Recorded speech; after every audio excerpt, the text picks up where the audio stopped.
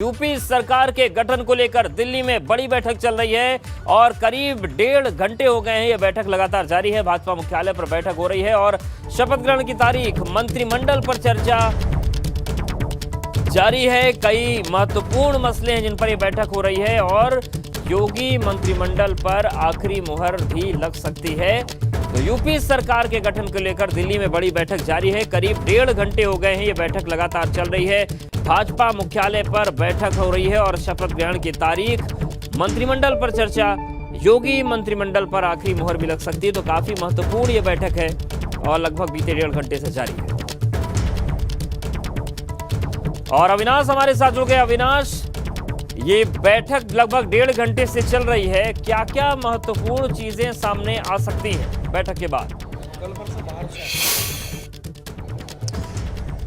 जी देखिए, अगर बात करें तो बैठक के बाद कोई ऐसी बाइट नहीं होने जा रही, कोई ऐसा बयान कोई भी नेता निकल के नहीं देने जा रहा है। लेकिन अभी जो बैठक पे चर्चा चल रही है वो जाहिर तौर से बात है महत्वपूर्ण है। चर्चा ये चल रही है, अभी चुनाव का विश्लेषण किया जा रहा है कि भारतीय जनता पार्टी ने जो सीटों पर चुनाव लड़ा था वहाँ पर किस तरीके से नतीजे आए हैं। क्षेत्रवार चर्चा की जा रही है। पश्चिम से शुरू करके गोरखपुर क्षेत्र तक जाया जा रहा है, यानी कि पश्चिम से शुरू करके पूर्वांचल तक जाया जा रहा है कि किस क्षेत्र में भारतीय जनता पार्टी ने कितनी सीटें जीती हैं और किस तरीके से प्रभाव रहा है चुनाव के दौरान। और जहाँ पे बेहतर परिणाम नहीं आया, जहां पे अनुकूल परिणाम नहीं आ रहे हैं और ये माना जा रहा था कि वहां पे बेहतर परिणाम आएंगे, तो क्यों बेहतर परिणाम नहीं आए उसका भी एनालिसिस अभी किया जा रहा। अभी अगर बात करें तो 3 क्षेत्रों का यहां पे विश्लेषण किया गया है और इसके बाद अब 3 क्षेत्रों का विश्लेषण होना अभी और बाकी है। इसके बाद फिर जो तमाम सारे एमएलसी के उम्मीदवार हैं उनके नामों पर भी मंथन किया जाएगा और लगातार भारतीय जनता पार्टी के जो शीर्ष नेता हैं, चाहे वो राष्ट्रीय संगठन महामंत्री बीएल संतोष हो, चाहे वो पार्टी के राष्ट्रीय अध्यक्ष जेपी नड्डा हो, वो उत्तर प्रदेश के संगठन के जितने भी लोग हैं उनसे पूछ रहे हैं कि कहां पे हम कम मार्जिन से हारे और कहां पे कम मार्जिन से जीते। इसके साथ साथ पूर्वांचल में किस तरीके से नतीजे रहे हैं। जो समाजवादी पार्टी ने 5 जिले क्लीन स्वीप किए हैं उसके क्या कारण रहे हैं, क्या वजह रही है कि जिनमें से 2 महत्वपूर्ण जिले थे कौशाम्बी और इसके अलावा बात करें गाजीपुर जिले, जहां से भारतीय जनता पार्टी के 2 बड़े नेता आते हैं। एक नेता अगर बात करें तो सक्रिय राजनीति से अभी छोड़ के संवैधानिक पद पे है, जिनकी मैं बात कर रहा हूँ मनोज सिन्हा है, उपराज्यपाल हैं जम्मू कश्मीर के। तो गाजीपुर में क्यों 7 सीट हारी गई और कौशाम्बी जिले में 3 सीट क्यों हारी गई, तो पूरी चीज़ों का विश्लेषण यहाँ पे होगा और जानने की कोशिश की जाएगी कि आखिर क्या कुछ वजह रही है कि जिसकी वजह से भारतीय जनता पार्टी को पूर्वांचल में हल्का नुकसान उठाना पड़ा है, जबकि पश्चिम में जो नतीजे हैं वो भारतीय जनता पार्टी के अनुकूल आए हैं। भारतीय जनता पार्टी जिस तरीके से मान के चल रही थी कि पश्चिमी उत्तर प्रदेश में उसे नतीजे मिलेंगे, उसी तरीके के कमोबेश नतीजे उसको मिले हैं। लेकिन पूर्वांचल में वो जिस तरीके से नतीजे मान के चल रही थी वहाँ हल्का नुकसान भारतीय जनता पार्टी को हुआ है। तो क्या कुछ कारण रहे हैं, इसको लेकर के अभी विश्लेषण चल रहा है। 3 क्षेत्रों का विश्लेषण है कि अगर हम समाजवादी पार्टी की बात करें, जहाँ गठबंधन में दरारें देखने को मिली, तरह तरह की बयानबाजी हुई, ऐसे में प्रचंड जीत के बाद भी जो बीजेपी वो गंभीरता दिखा रही है और जानने की कोशिश कर रही है कि आखिर हम पूर्वांचल को अपना गढ़ मान रहे थे तो वहां क्यों हारे, जब हमारी स्थिति मजबूत थी तो 10 मंत्री क्यों हारे। यानी कि इतनी प्रचंड जीत के बाद भी गंभीरता के साथ चर्चा हो रही है और शायद यही वर्किंग स्टाइल है बीजेपी की जो विपक्ष के लिए मुश्किल बन जाती है।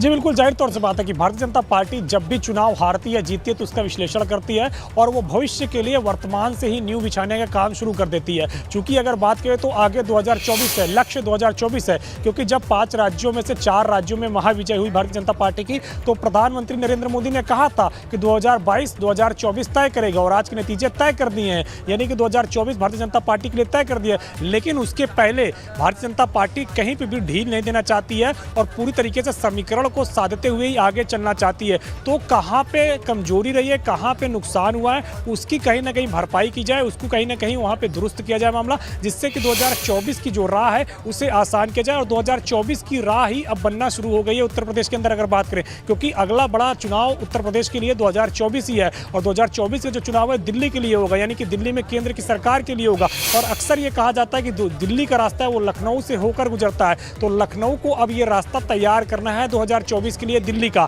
तो लिहाजा अब उसी कड़ी में अगर बात करें तो चाहे वो नया मंत्रिमंडल बनेगा उसमें वो छाप दिखेगी 2024 की कि जितने भी मंत्री बने उनको 2024 तक रखना है और वो किस तरीके से बेहतर काम करते हैं। तो इससे 2024 में विकास की राह को लाते हुए आसानी से भारतीय जनता पार्टी तमाम अपना प्रचार प्रसार करके 2024 में आसानी से जीत दर्ज कर रही है। इससे अलावा जिस तरीके से संगठन के तमाम सारे लोग हैं जो लगातार पार्टी के लिए कार्य कर रहे हैं, उनको अब पार्टी में किस तरीके से, संगठन में किस तरीके से एडजस्ट किया जाए, इसको लेकर के भी मंथन हो रहा है। कई सारे ऐसे संगठन के कार्यकर्ता हैं जो चुनाव नहीं लड़ सके हैं विधानसभा का, पार्टी उनको एमएलसी के रास्ते भेज सकती है आगे। और कई सारे ऐसे भी कार्यकर्ता हैं जो कार्य कर रहे हैं लगातार, लेकिन उसे संगठन में जगह नहीं मिले, तो उन सारे कार्यकर्ताओं को संगठन में अब कैसे एडजस्ट किया जाए, ये तमाम तरीकों से चीज़ों का विश्लेषण हो रहा है। और एक जानकारी और मिल रही है हमको सूत्रों के अनुसार कि जो वर्तमान प्रदेश अध्यक्ष हैं स्वतंत्र देव सिंह, उन्होंने बेहतर चुनाव परिणाम निकलवाए हैं, उनको अब मंत्रिमंडल में शामिल किया जा सकता है। तो इन तमाम सारी चीज़ों को लेकर के मंथन चल रहा है और यहाँ पे अभी भी बैठकों का दौर जारी है। बीजेपी किसी भी चीज़ को लेकर के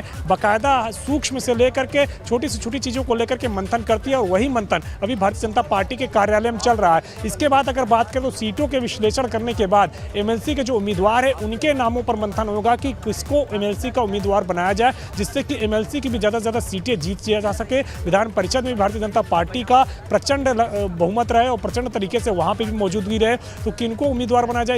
इसके बाद बात करें तो जो सहयोगी दल है निषाद पार्टी और अपना दल, उन्होंने भी सीट जीती है। निषाद पार्टी ने 6 सीट जीती है तो अपना दल ने 12 सीट जीती है। तो उनके किस तरीके से मंत्रिमंडल में समायोजित किया जाए, मंत्रिमंडल में उनको कितना जो है प्रतिभाग दिया जाए, कितने सदस्य उनके मंत्रिमंडल में शामिल किए जाए, इसको लेकर के चर्चा होगी। फिर मंत्रिमंडल में कौन से चेहरे शामिल हो सकते हैं, इसको लेकर के भी चर्चा होगी। क्योंकि जिस तरीके से देखिए 2017 में लेकर के 22 तक में योगी के मंत्रिमंडल में किसी तरीके का बदलाव नहीं हुआ, एक्सपेंशन हुआ था लेकिन किसी भी मंत्री को बदला नहीं गया। पोर्टफोलियो जरूर बदला गया लेकिन उनका जो स्तर था, यानी कि जो कैबिनेट मंत्री थे, जो राज्य मंत्री थे, उनके स्तर को घटाया नहीं गया और पूरे चेहरे कमोबेश वही थे। तो 2017 में शपथ लिए थे वो 2022 तक मंत्री बन के आए हैं, लेकिन उसमें से भी अगर बात करें तो 11 लोग चुनाव हार गए हैं, 10 मंत्री चुनाव हारे हैं, डिप्टी सीएम केशव प्रसाद मौर्य चुनाव हारे हैं। तो क्यों 10 मंत्री चुनाव हार गए, इसको लेकर भी एनालिसिस हो रहा है। पश्चिमी उत्तर प्रदेश में अगर बात करें तो कद्दावर नेता थे, सुरेश राणा गन्ना मंत्री थे, तो वो चुनाव क्यों हारे। तो इस तरीके से तमाम सारी सीटों पर भारतीय जनता पार्टी लगातार विश्लेषण कर रही है, कहाँ कमजोरी थी, वहाँ पे जो कमजोरी थी उसको दुरुस्त किया जाएगा और जहाँ मजबूती थी उसे और मजबूत काम करना और मजबूत पर तमाम चर्चाएं चल रही हैं, तो क्या संगठन को लेकर भी कुछ तस्वीर साफ हो सकती है? क्या संगठन में भी कुछ फेरबदल ऐसे हो सकते हैं जिन पर विचार किया जा सकता है? देखिए उद्देश्य पहली प्राथमिकता है सरकार के गठन की। अभी जिस तरीके से प्रचंड बहुमत मिला है तो नई सरकार का गठन किस तरीके से हो, इसको लेकर के सबसे ज़्यादा गंभीरता है।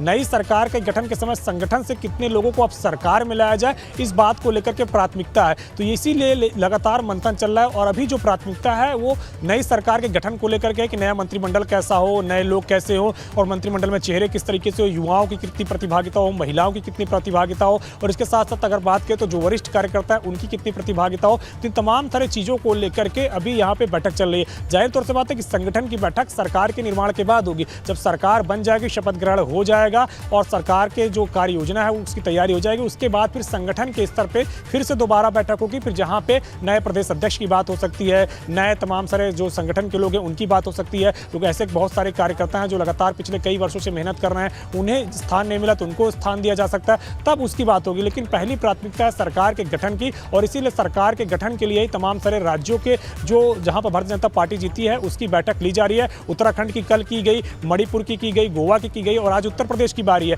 तो जिन 4 राज्यों में भारतीय जनता पार्टी ने सरकार बनाने के लिए अपने पास बहुमत अर्जित कर लिया है, अब वहां पर सरकार का गठन किस लिए कैसे हो और किस तरीके से सरकार का स्वरूप हो, इसको लेकर के लगातार अब मंथन चल रहा है। कल प्रधानमंत्री आवास पर भी तकरीबन 4 घंटे बैठक चली थी, जहां पे जिन 4 राज्यों में विजय हुई है वहां किस तरीके से सरकार का गठन किया जाए, कौन कौन सी तारीख में शपथ ग्रहण कराया जा सकता है, क्योंकि चारों राज्यों में भारतीय जनता पार्टी के बड़े नेताओं को जाना है, चाहे वो प्रधानमंत्री हो, गृह मंत्री हो, पार्टी के राष्ट्रीय अध्यक्ष हो, तमाम सारे जो कैबिनेट मंत्री हो, उनके जाने का स्थान तय हो रहा है, उनके जाने का समय तय हो रहा है। तो इसीलिए तमाम तरीके से अब विश्लेषण किया जा रहा है। जिस तरीके से उत्तर प्रदेश में अगर बात करें तो शपथ ग्रहण की जो तैयारियां हैं वो इकाना स्टेडियम में हो रही है। यह तय हो चुका है कि इकाना स्टेडियम में शपथ ग्रहण समारोह होगा।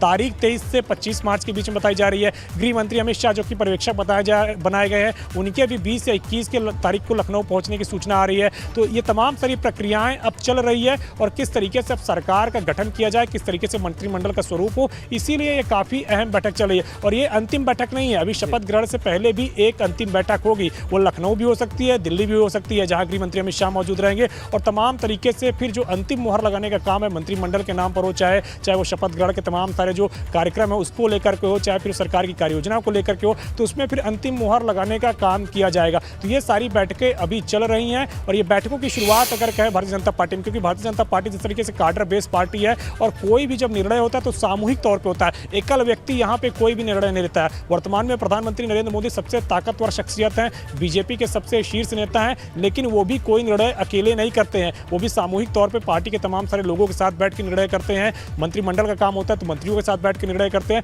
तो उसी तरीके से ये संगठन बेस्ड पार्टी है, तो यहाँ पे आप नजरें बनाए रखिएगा, आपके पास फिर से आएंगे। तो मंत्रिमंडल और सरकार गठन को लेकर एक बड़ी बैठक चल रही है इस वक्त दिल्ली में और बहुत सारी चीजें साफ हो सकती हैं।